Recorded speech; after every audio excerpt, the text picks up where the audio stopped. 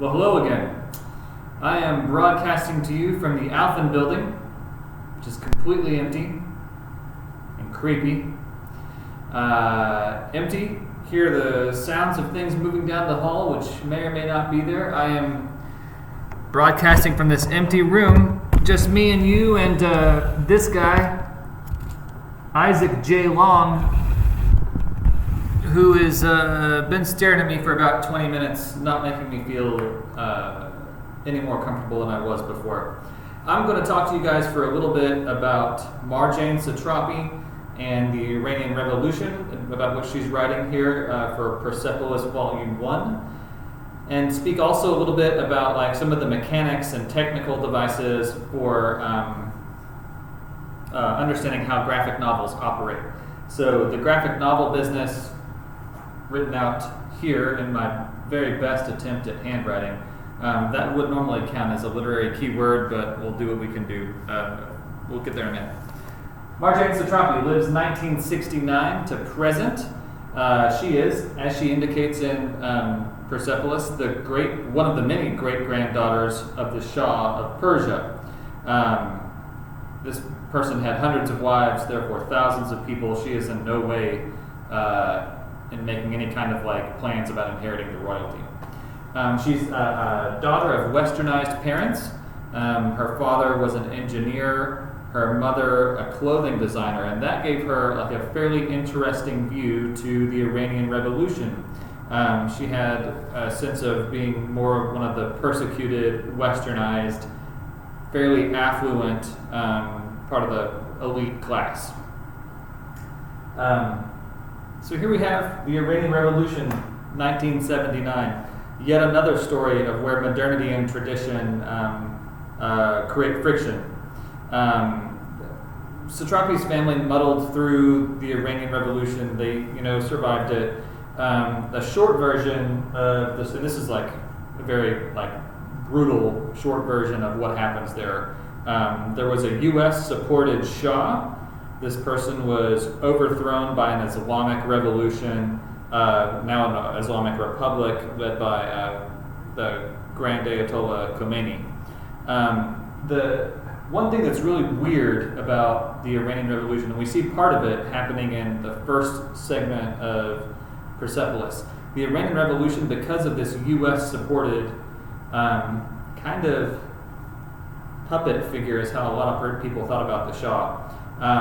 It creates a very strange allegiance, on the one hand, between anti-colonialist, progressive types, like Satrapi's parents, and very hard-line religious radicals, both on kind of collaborating, so to speak, or rooting for the fall of this Shah. So they were sort of strange bedfellows until after the Shah was deposed. And then after the Shah is deposed, there becomes a theocratic dictatorship in the form of this Islamic republic, and that did not work out very well either for Satrapi's family, for the perspective of the westernized, elites. That coup took place after something like 3 years of protest against the Shah, and again, the remnants of this Islamic Republic we still have today, right?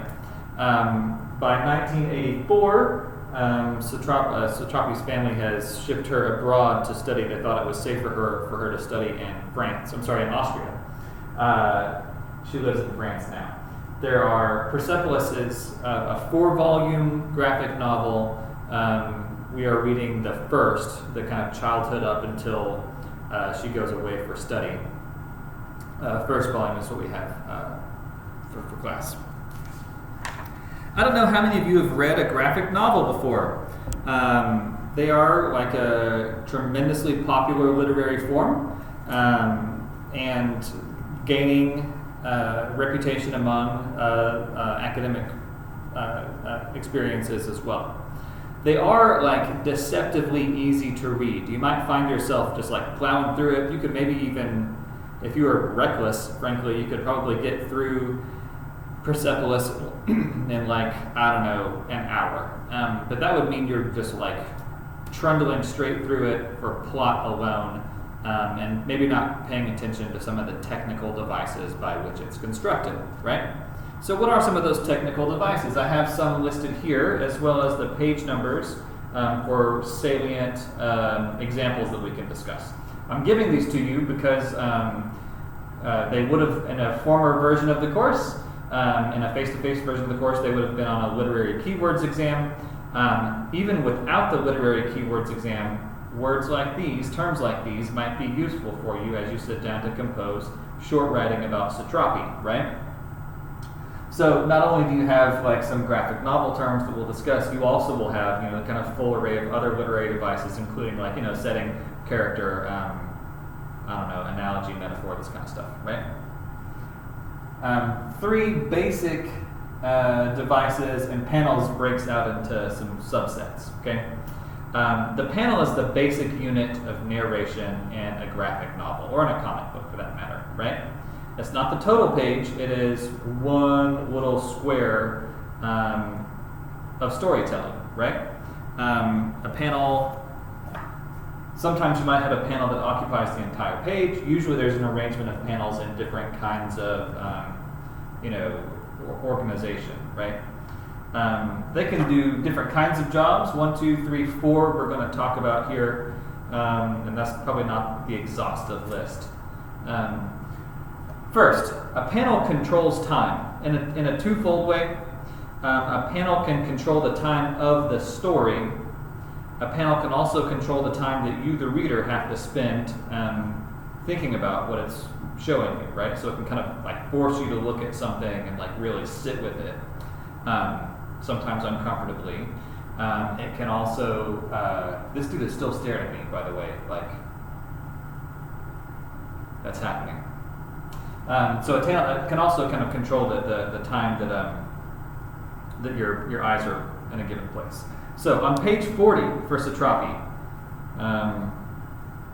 we have an example of controlling time. I'll try to show you here. Page 40, my page 40. Here's one panel, right? This middle piece, and it's showing you something of like the long succession of time for the Shah's reign, right? The elongation of the panel has something to suggest about how long that entire period of history took. Maybe how long it felt to the people in this text or across history who dealt with it, right? Panels can also have some kind of indication of the speed that you would spend looking through things, right? Like look at the same page actually, page 40. Here we have all these persons stacked against each other. It might be tempting to just say, oh, those are all the same person, the same image, and just like roll along. But she's asking you, she did this by hand, the author did. She's asking you to spend time with it, to sit with it. That panel is like occupying your consciousness for a little bit longer than some others might, right? So panels can control time. Panels also, the way that they're organized on the page, the total page, can indicate something of a rate of speed. So narrower ones might try to hasten your speed and make you kind of like go a little faster, speed you up, like fast forward when you're on Netflix or whatever. Longer ones, or somewhere it's a little difficult to figure out the order of them, might slow your roll, so to speak. So let's look at page 47.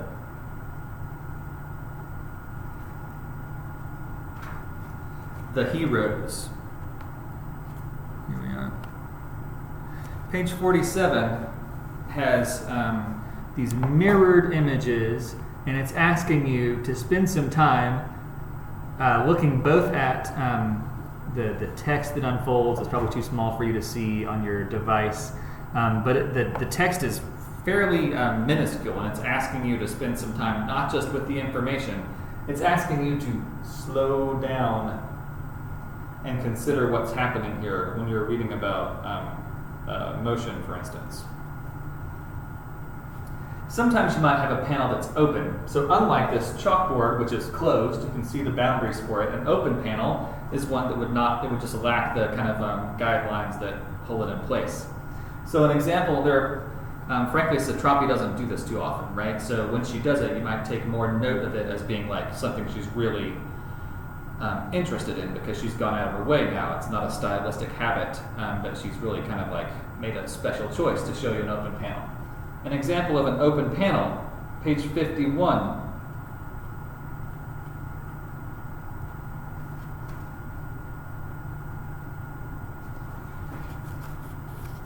Page 51 here. Notice that the line, there is a line implied, right? But it's not showing you the line actually in black ink.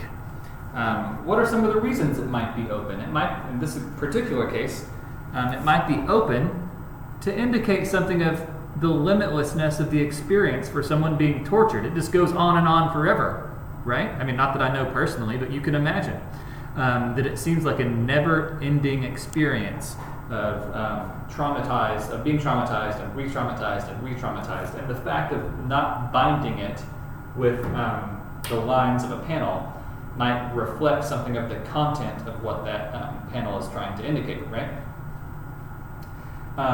This relates to another kind of principle alongside panels. Panels are separated by what's called a gutter. That's the line on page 50, for instance. These are gutters that separate the panels, right? It's a gutter right there, right at the top. They hold things in a very orderly fashion. So if we were to interpret gutters, we might think about how an author might very strictly observe the principle of gutters and hold them in place. Another famous example of a graphic novel is Maus, M-A-U-S, by the graphic novelist Art Spiegelman. It's probably the most famous. He's telling the story of the Holocaust, and very, very seldom does he violate gutters. One way we might interpret that is like trying to create some kind of order out of this chaotic, terrible experience by holding the gutters in place is like maybe one of the few things you can have control over. Page 29 is an example of gutters spilling over. Here we have Marjane's father taking photographs over here. And we can see the sideline. Maybe a little hard to tell, but the line that's cast from here down is not perfectly even. Some of the edges of those photographs spill over. Not a big deal, but it might, again, especially for this 10-year-old child, indicate something of the chaotic nature of what's going on out on the streets, the concern for her father, the kind of unruly nature of the gutter and the panel working alongside each other. Frame. So panels are the basic units. Frame is like the total page and how it arranges panels, right? So sometimes you might have, it's like the layout for the entire page, right? Sometimes you might have a total page. For instance, on page, where did it go? 42.